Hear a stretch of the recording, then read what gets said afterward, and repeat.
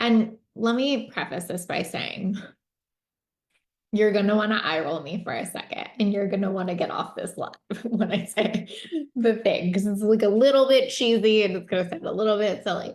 But I promise if you stick around, you're going to be like, holy fuck, that helped me so much. I have not thought about it like that before. So give me a few. Let me try to convince you.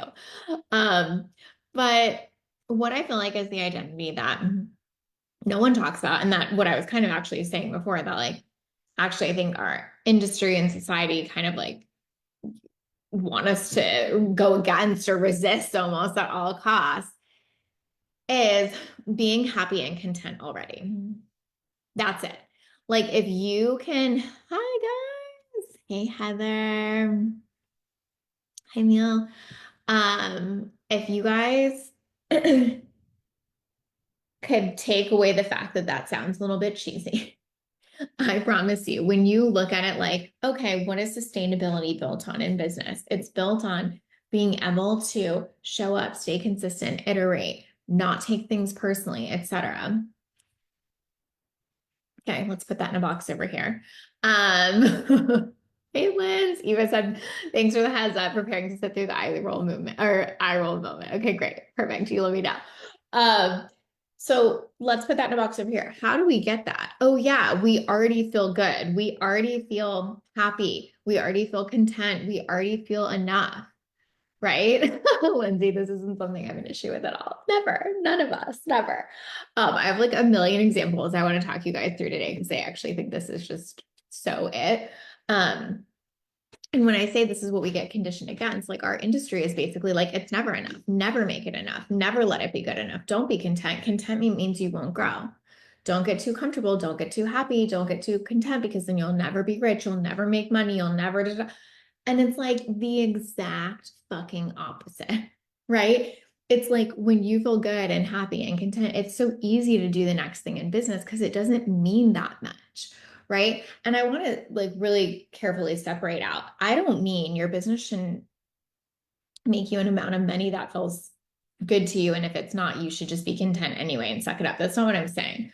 But what I am saying is that still has to have some measure of neutrality to it. Like if every single thing that happens in your business is a check in the yes or no column for like, are you good enough? Are you going to live a happy life? Like, do you get to be the person you want to be? Do you get to have the life you want to have?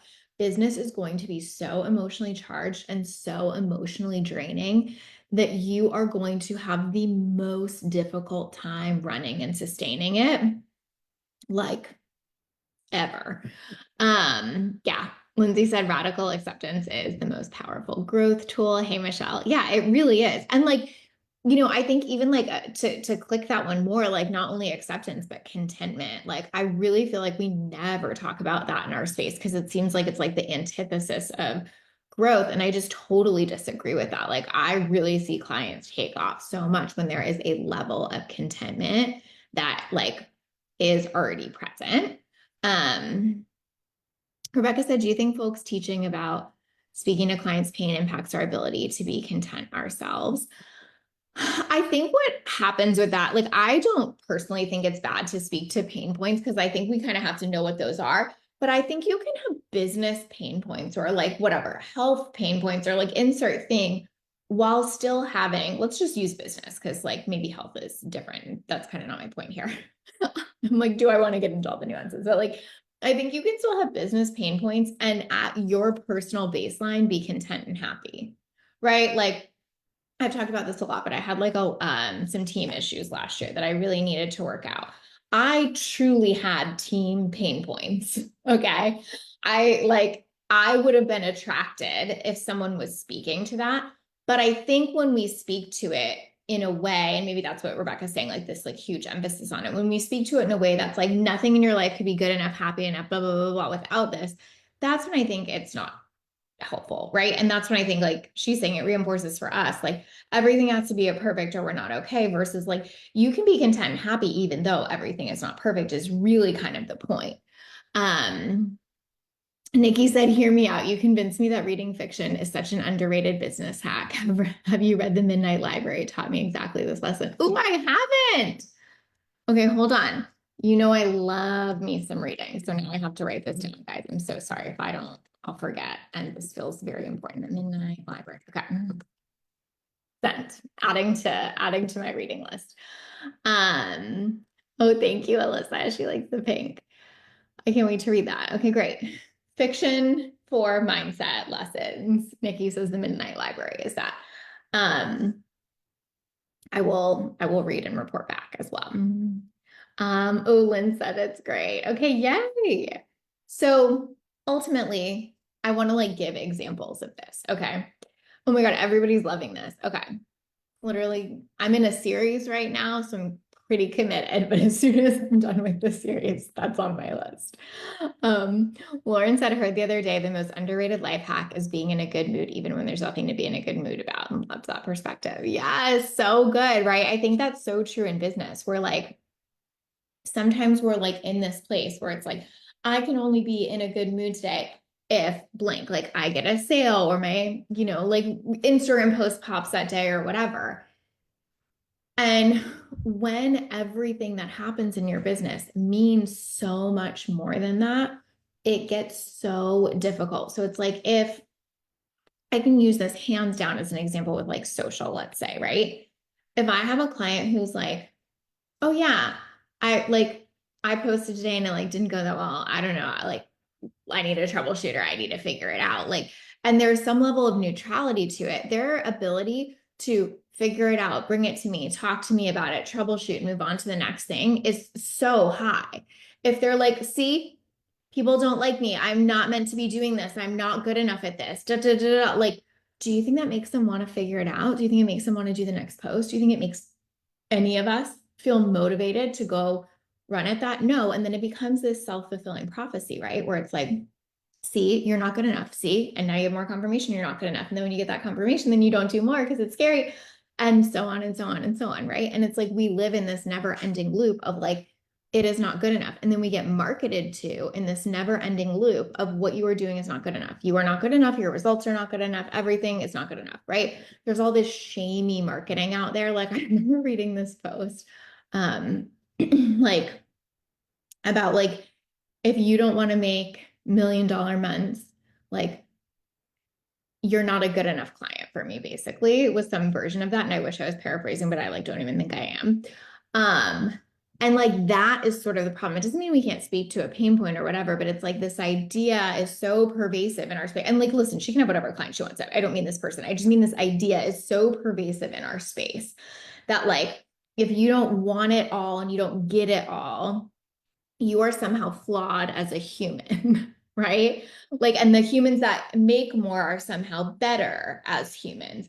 And it makes it really hard to feel that level of like enoughness, contentment, et cetera. And then, like, on a broader scale, obviously, society reinforces that so much too. But every example I have in business of a client that like did something, iterated it, really worked on it, da da da, almost always comes back to like, they were regulated good enough, happy enough, content enough as a baseline that it felt pretty simple to go do all of those things. So like, I feel like um, a thing that seems to be very alive right now in my world, in our space, is like iterating a lot of funnels and like making shifts to them as like the kind of space, and all of that has changed. And like when someone is at a place of like, I cannot be who I want to be or have the life I want to have if this doesn't work, the intensity around iterating is so fucking high that you almost never get to the iteration point because everything feels like a rub. It pisses you off. It feels frustrating. It feels like it means something. It feels like you're bad. It feels like you're missing a secret. Like all of that charged up stuff happens where you can't even be like, oh yeah, like I just need more people to, like click my link, right? When you're like, I'm good. I feel good about myself. I feel good about who I am and how I am. Then you're like, oh yeah, I wonder what I could do to tweak that messaging a little so they'll click my link. And it sounds so funny when I say it like that, but I think we've all had different periods of business where we've experienced it like one or the other. Like If y'all are here, tell me if you have had both of those. I know I've had both of those in my business. And one of them is so needlessly intense because nothing in business is actually that serious. And one of them makes it really easy to get good results. Like it's kind of that simple. Um, oh, Rebecca says, what series are you reading? It's called the Windy City series. It's like very like smut romance kind of thing. So if you're into that, highly recommend. If you're not, I don't know if the Midnight Library is. I'm assuming it's not. Even though her 18-year-old daughter is reading it, but the Windy City series is very cute. Nikki says, I think something you talk about, but I don't hear anyone else talking about is that not every single thing in your business has to be perfectly optimized. That was so freeing to me that actually led me to take action on things that I need to fix and adjust. Yes, right? Even that, it's like I think we can feel like, oh my gosh, I have to make all this perfect because if it's not perfect, I am not good enough. I am not okay enough. And that's why we over optimize it. It's not because that's actually what's necessary to create a successful business. It's because we're trying to plug these holes, right? So I'll just use myself as an example, but like, I really believe the reason that I've been able to be in this industry for 10 years, like make millions, keep a pretty similar, easy, simple business model, et cetera, is because if I don't feel good, I almost always go, what's happening in my life and how does that need to get fixed first? Like that is my primary way of looking at things. And then when I do that, it makes it easier to fix whatever is happening in the business. Like I work very hard to be a regulated, happy, content human in my day to day, which is why it's easy to run my business. Anytime I have like taken my eye off the prize in terms of that and have like needlessly made myself believe that I will be, oh, this makes sense. Sorry. I'm like, I feel like this always happens when I'm in my lives, but I'm like so hot and I cannot figure out why. Now I know why, because I was changing the thermostat in the wrong room. And again, I'm not saying don't do work on your business. Like a lot of coaching should overlap the two, you know? But you have to be willing to go there, look there, do that work. If you are always avoiding that work in favor of fixing something else in your business or getting some new result in your business, there will come a time where you resent the shit out of your business because you don't feel like it's meeting every one of those needs. You don't feel like it's giving you the feelings it's supposed to give you for how hard you're working. Like that is the simplest way to say it. You will feel like I'm working too hard for my business to make me feel like this. And really what you're saying is I'm expecting my business to be the thing making me feel good, enough, happy, successful, etc.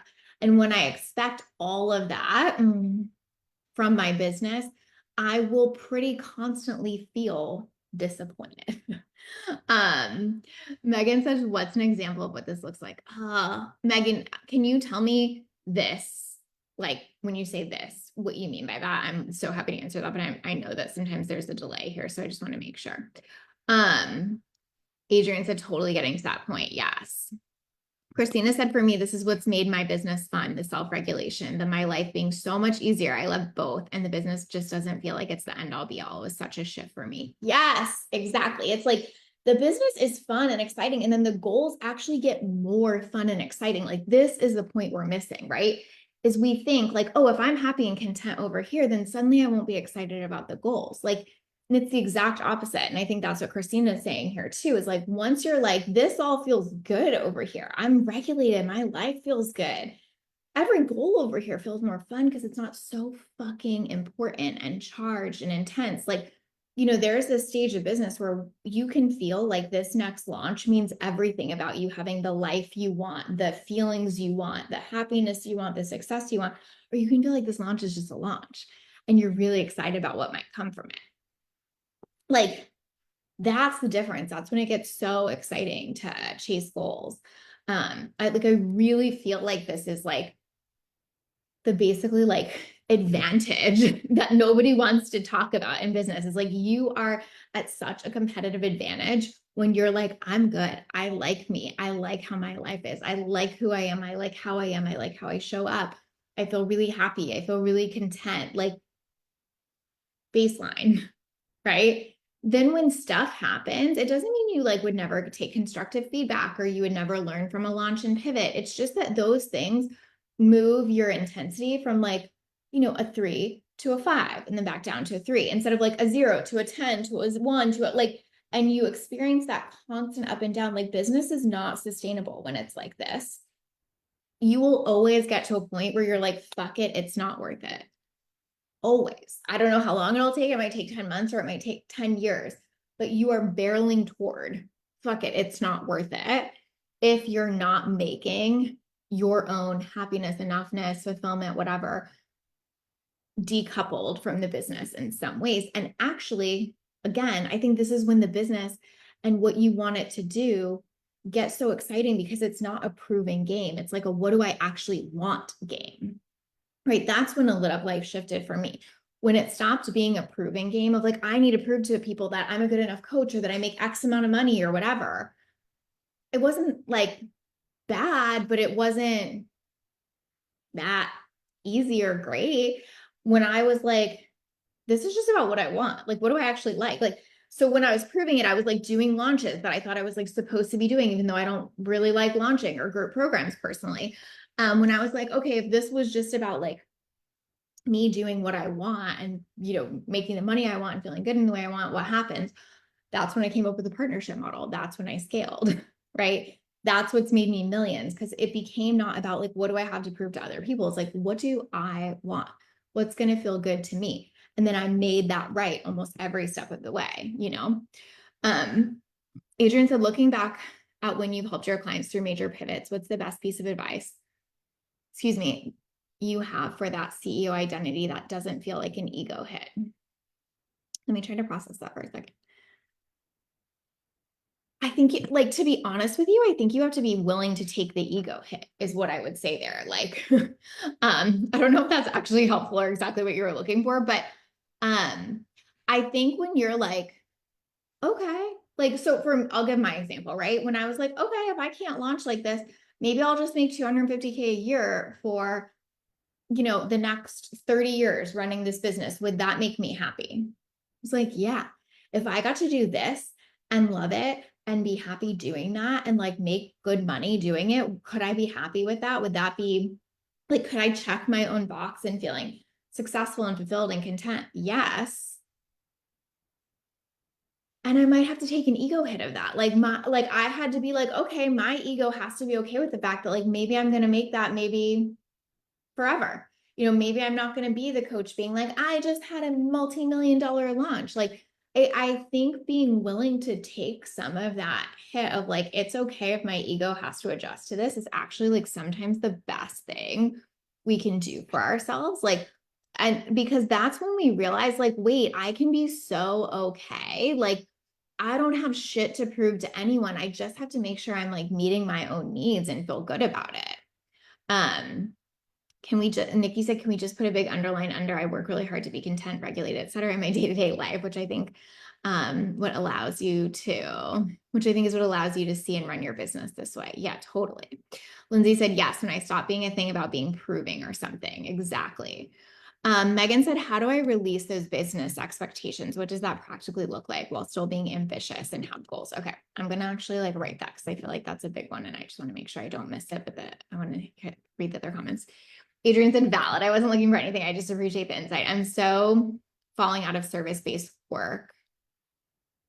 I am so falling out of service-based work and need to make a shift. Yeah. So I feel like that might be it. Like, it's almost like, I think that can be like, okay, well, then I prioritize what feels good to me. Like, I don't have to do service-based work if I'm realizing that's no longer what feels good to me, because me feeling good, being happy, being content is it. So that it's the difference between feeling like, no, but I have to achieve this next goal or I can't feel like that. It's like, maybe if I had whatever, insert thing, X clients like this, I would actually feel happier, better, more content instead of feeling like, oh, I have to make X amount to feel that, or I have to prove that next level to feel that. I think that's like where the pivot comes in, is like sometimes to make a really big pivot, you have to be like willing to take a step back, let go of some of that.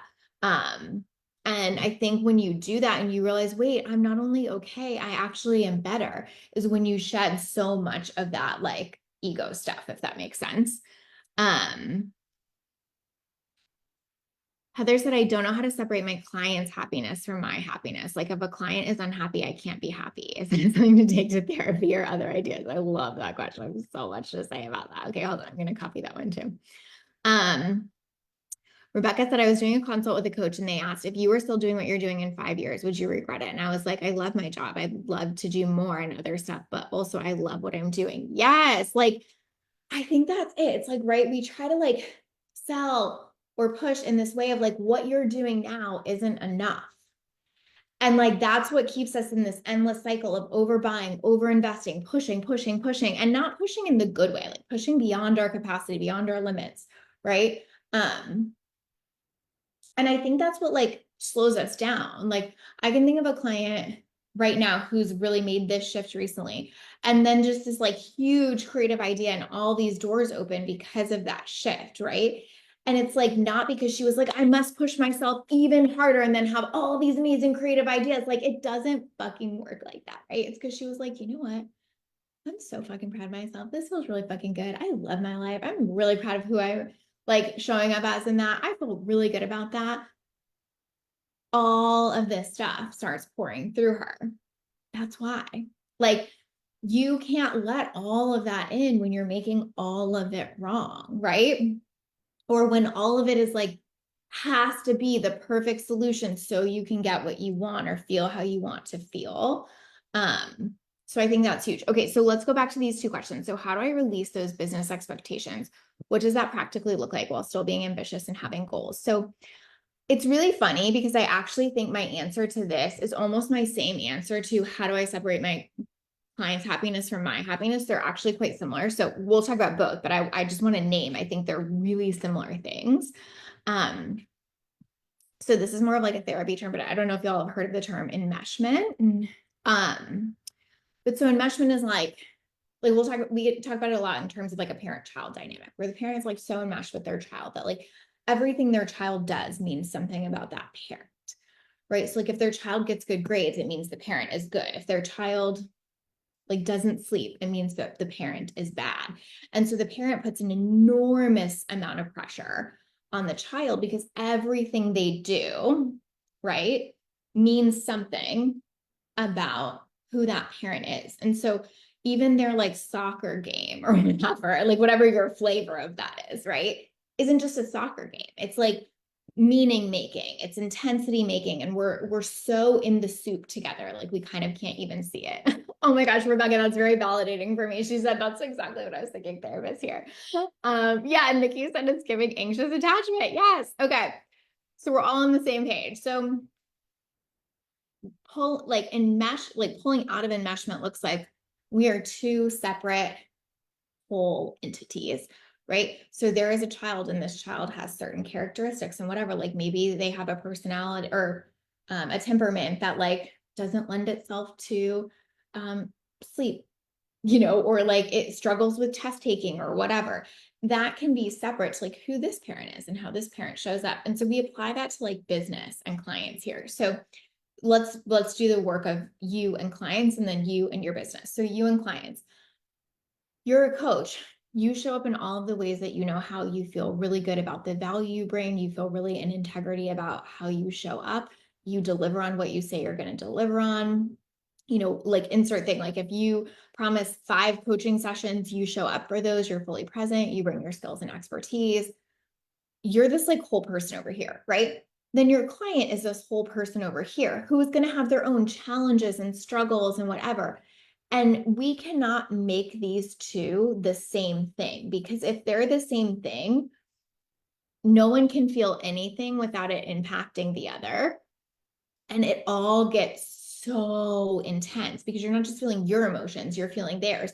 And you're not just feeling theirs, you're supposed to fix theirs, right? It's like back to that parent thing. You're not just feeling your child's disappointment of like, losing at their soccer game, you're feeling that same level of disappointment, maybe even more. And now you need to go fix that and make them a better player. Like it's so much, right? And so when your client can't have their own emotional experience or challenges or whatever outside of you, not only is it not good for you, but it's not really great for them either, just like it wouldn't be in a parent-child dynamic. The same is true with your business, okay?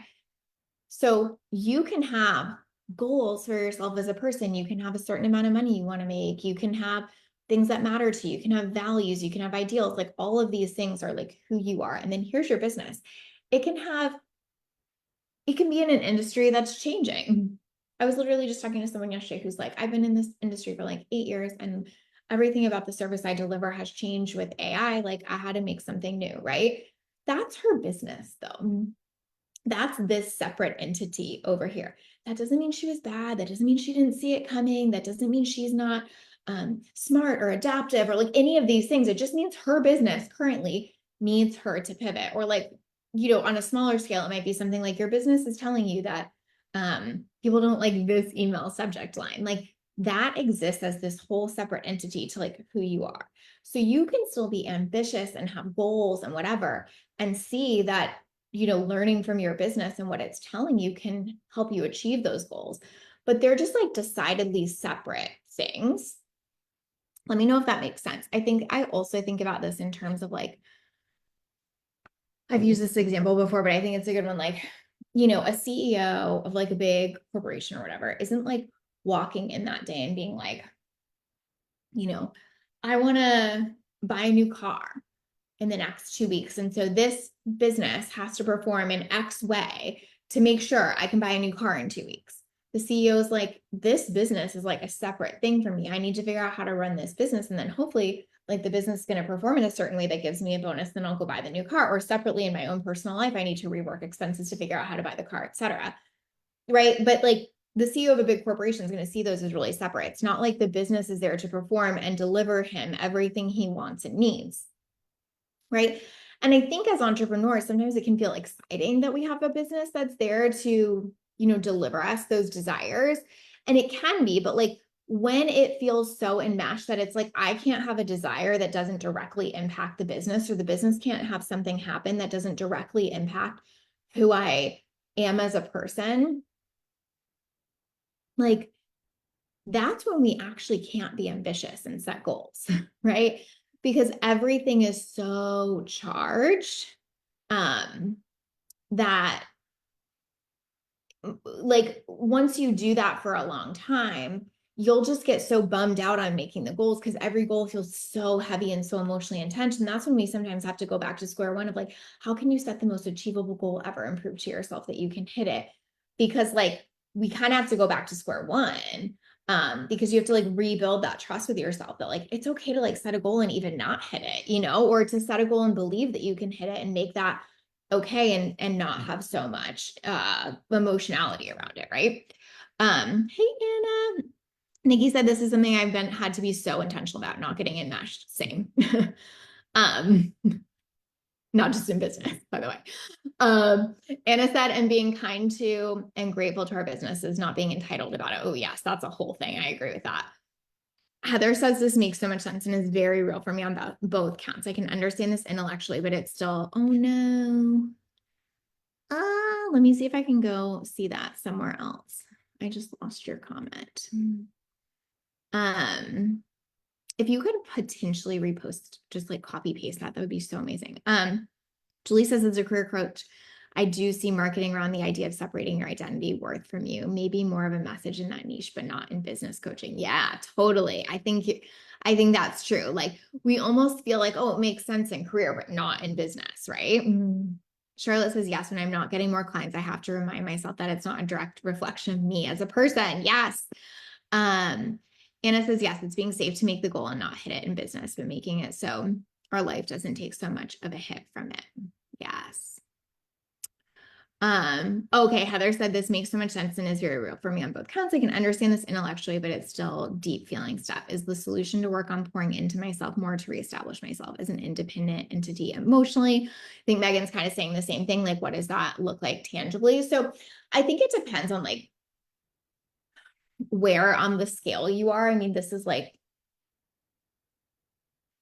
this could be something, and this, I'm not saying this is true for anybody. I'm just saying like there's like a very big scale here. Like this could be something where you're like, oh my God, like I've been dealing with like enmeshment since like very, very early childhood.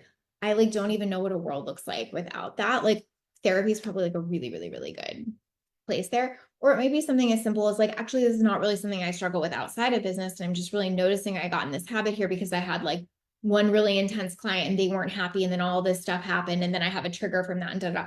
Like that's what I would get coaching around. Like we want to figure out like, where did this come from? Where is this learning that I'm only okay if others are okay? Or where did this learning come from that like, I'm only okay if I'm achieving X?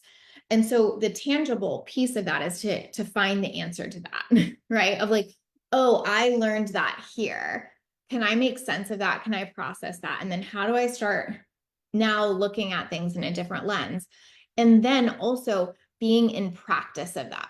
So this is where it gets hard from a tangible perspective because it looks like sitting in a lot of discomfort most of the time, right? So it's like if you're decoupling like a client's happiness and your happiness, what you're going to have to sit in is them being unhappy with something or like uncomfortable about something or bummed about a launch or whatever, and not sweeping in to try to fix their emotional state. And for you, that's going to be massively, for any of us, right? I've had to do that myself. For any of us, it's going to be massively uncomfortable to sit in that discomfort. And what's so hard about that is our brain will say, see, this is so uncomfortable. This is so bad. This is so threatening, right? And we have to go, this is my safety. And we have to like program that into our brain instead of thinking that the discomfort means it's wrong. Like easier said than done shit, obviously. But it's almost like building new patterns and pathways and then proving to yourself that that was safe. Like, oh yeah, that client was upset because her launch didn't go well. And then it actually made her really process this. And actually she showed up totally differently. And actually I see that that was much better for her and actually so much better for me. How amazing. Now I have proof of that. And the next time I feel a little bit safer. And the next time after that, I feel a little bit safer, et cetera, right? Charlotte says it also sounds like firstborn daughters or only child daughters. Yes, I think it does. I mean, only child here. So yes. Rebecca says it's so hard. Yeah, that's the thing, right? Like that inner rim discomfort of like, I'm doing something different, but my body does not yet feel differently. I'm doing something different, but I have not emotionally or nervous system wise caught up to that change yet. That gap is where really great coaching, really great support, really great therapy is so valuable, right? Because that interim is like that hump that is really hard to get over. But if we lean into that, it's a really big shift. Heather says, yes, that's the exact feeling. I'm only okay if others are okay. Definitely need to take this for therapy. Thank you for helping me identify that. You're so welcome. Been there, done that, got the t-shirt. You are not alone. That is the work. Nikki said, I think that is the CEO mindset, knowing which discomfort is the one we have to be on. Oh, be okay with in order to create what we're trying to create. Yes. It's like identifying the right kind of discomfort. So like the discomfort of like, I'll make myself feel bad enough that I'll go achieve this goal. We have to be like, wait, that's not it. But like, I'll make myself tolerate the discomfort of letting someone else handle their emotions. That could be a really good one, you know? But it is hard to find that discernment. Yeah, Heather said being an entrepreneur brings up all this stuff. It really does. And I mean, that's like why this is so hard and why this idea of like, oh, okay, the best CEO identity is like, I'm already happy, content, and good is such a fucking difficult one. Like as easy as that sounds, like I was saying earlier, and it's like, I roll your T's. It's like, just be happy. It is such deep, profound, important work, you know? To be able to say like, I am okay, even if a client's okay, not okay. Like I'm okay, even if this launch doesn't go great. I'm okay if this launch goes great. And I'm not now going to attach all my worth to it, even if it's going really great. I think is another thing, right? There's like two sides of the coin. Or like, you know, hey, I'm having some clients having absolutely insane results. And I'm not going to make so much meaning out of that, that like now I feel like I have to do that all day, every day, or it's not enough. Like on either side, we can make far too much meaning. And if we just keep coming back to like, I'm good in me, it's just so amazing what comes from that, because the rest becomes neutralized, at least as much as possible. It doesn't mean there's never a frustration. Like, so I'll tell you a difference for me. So when I first started my business, I went through like 5, I think, VAs before I found Megan. And then Megan and I worked together for like 8 years. And I had a master's in, I had my MBA, and my concentration was ethical leadership, right? I was like, very like, I care about leadership driven, blah, blah, blah, blah, blah. And so when I had to go through those 5 people, my brain was making that about me a lot. I'm not a good leader. I'm full of shit. I thought I was, so knowledgeable in this area. Clearly I'm not, blah, blah, blah, blah. That's probably why it made it so hard to get to the point where I found Megan, right? But last year when I went through that challenge and I was like, wow, I'm like really going through some team stuff that I like have to figure out. I wasn't like, and this makes me a horrible leader, and this makes me a bad person, and this, da, da, da. I was like, I'm trying to, like, I need to clean up my side of the street. Am I being the kind of leader I want to be? Am I proud of my values? Am I proud of how I'm showing up for this? Cool. That's it. I'm not telling myself another fucking story about that. Right? Like, I had to disconnect, and I can see how different I treated it back then versus how I did last year. And obviously, I have like 8 years of business experience since then. So, I mean, that's helpful, obviously. Like, experience is a beautiful teacher. But I also just had a different angle. Like, I just was like less intense. I was less enmeshed with my business at that point. And I was able to just be like, yeah, this is just a business problem I have to solve. And I solved it faster because I realized it was just a business problem I had to solve. So this is how it evolves over time. It doesn't mean I didn't have a goal of like, I'm getting an amazing team member. I am feeling differently about this. I'm da, da, da. It was just faster to go get it because I wasn't like, oh, like this means everything about who I am and how I am. And like, see, I won't be able to get to the next level of my business if this is what happens. And oh my God, people always do shitty jobs. And like, see, I'm never going to be able to grow if this is, the kind of person I have. And if this is the kind of leader I am, like, that's how we can do like it. I'm saying that in a kidding way, but like, that is how a lot of our brains translate some of this stuff. And it really makes it so difficult to just do the next right thing to solve the business problem,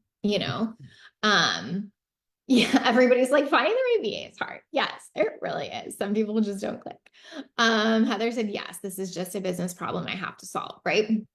And when you can see it as that, the you part has so much more clarity. It's like when we're not in that enmeshment with our children, it's like, okay, they just had a bad soccer game. Like there's nothing like, the problem they have to solve is maybe they need to build their resilience there. And you can see that so clearly as the parent, where you're like, oh, they like, might need a little support with coaching here. Like, I wonder if we could get that for them. And you bring this like outside perspective and neutrality to it, where you can really be a great support and you can be a great advocate and you can help them meet their goals, but like you're separate from it. And that's what we kind of want with the business. Like, again, it doesn't mean you're not still you and part of it. It just means there's like enough distance and there's enough happiness and contentment on your side that you're not looking for the business to provide all of that. Like even for energetically, I know this sounds cheesy, but like you could just sit with this energetically and be like, what do I feel? Like when I sit and think about it, does it feel like me and the business are like this? Okay, that's something important to know. Does it feel like we're like this? That would be good, by the way. Hey, yeah, I feel my energy here. I feel the business energy here, right? Or does it feel like you're like this? Oh, I feel like I'm constantly grabbing at the business. I'm wanting it to give me something else. I'm pulling. Or opposite to that, I want to be over here, but I feel like my business is constantly grabbing at me, pulling at me, wanting more from me, needing more from me. Like this is the goal, right? Obviously this could be all attachment dynamics too. It's like a helpful way to think about it. But the point here is like, secure attachment says like, I'm good, right? I'm, like I have my own container, so to speak. And so I can easily interact with yours. I can find joy and happiness and pleasure and excitement being around you, but I don't lose all of those things when you go away. I don't require you to give me every one of those things. And that's what we really want to be building in our business, is this idea that like, I am so good that I bring good energy, neutrality, excitement, creativity to the business. Like when you are so good here, you can pour in, you can overflow, you want to give. Like again, in like from a relationship perspective, like when I'm like, oh, I'm so good, I'm so happy, I bring that to the people in my life, right? But when I'm like, you need to make me good and happy, you need to give me this, I'm not bringing that. There's no neutrality there. Everything, single thing that they do means something. And that's what happens in business. Every single thing that happens in the business has all this meaning attached to it. And it's just not that serious. Like, yes, we need to learn from the business. Yes, we need to optimize where we can. But if you are at a point where you think every single thing that happens in your business, your brain is making a check in the like, you're good enough or you're okay or you get to have the life you want column, you cannot run a successful business from that standpoint. You will always be making choices to soothe that emotion, right? So that's my spiel. I don't think this is easy work. I don't think this is the simplest to lean into, because I think some of it feels untangible, but some of it really looks like building tangible examples of safety for yourself in this over time, right? But what I know for myself is when I'm actively engaged in this work, business has never felt easier. When I somehow drop the ball here or let it go or forget to focus here and I'm focusing all of that on the business, is when I'm like, why does business feel so fucking hard right now? I mean, it's kind of that simple. Or if I'm not feeling creative, or if I'm not feeling juiced up or lit up in the business, like the first place I look typically is not the business. It's like, who am I and how am I? So Nikki said, I honestly love the idea of I am my own container. Yes, I feel like that's one I've been working for a few years of like, I am my own container. This is a silly thing, but that's one of the reasons I love having a name for my business, like A Lit Up Life, because it's not Lacey Sites, right? Like it feels like we're separate things. Not that you have to go name your business for this. You can like literally make up a name for your business in your head for all it matters, but like that idea of like, I am my own container has been incredibly supportive for me. Shan said, yes, my value and who I am is not tied to my business or anything outside of me. Bingo. And again, this doesn't mean you don't want success, you don't want money, all of those things. It just means you're creating a pathway that makes it so much easier to get success and money, right? When I feel good, when I'm magnetic, when I'm in my joy, when I'm in my creativity, the money is coming, right? When I'm like, where's the money? So I can feel success, joy, creativity. It's always harder every single time, you know? So I hope this helps. I hope this is a good reminder to look at marketing through too, of like when you see marketing that's like, you shouldn't be happy where you're at. You're not good enough. You're not successful enough, whatever. See that for what it is. See that idea, like, seeping into your brain of like, unless you're making $1 million, whatever. I feel like even that changes. Like now it's not even $1 million years, it's like $1 million months, right? Because unless you're making $1 million months, you shouldn't be happy. You're not good enough. You should never rest. You should like pay attention to that. Again, you can want $1 million months, but if you think that means goodness, value, alignment, happiness, whatever, that's where it gets crunchy every single time. It's very main character energy. Yes, I love that, Nikki. Amen. Okay, amazing. Thank you guys for being here. I hope this helps. What else do I want to tell you? I think that's it. I won't be here next week because I'll be away. But I will see you the week after. All right, guys. I hope you have a beautiful week. Bye, y'all.